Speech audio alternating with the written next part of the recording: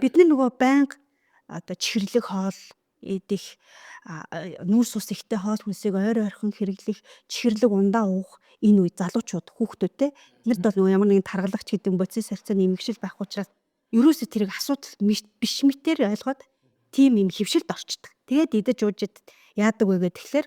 7 хоног хийгийсэн нэг юм эрдэмтдийн судалгаагаа Америкийн нэгдсэн улсад хийгдсэн. Тэнд яаж ийм гэхээр 7 хоног одоо юм чихэрлэг ундааг ойр орхи 2 цагийн зайтай ингээ уулгахад одоо тэр оюутнууд бол өлөн глюкоз, захын глюкоз бол ихсэхгүй хэрнээ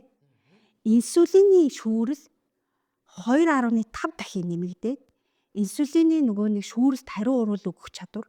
2.5 дахин буурсан байгаа. Тэгэхээр бид нар тэр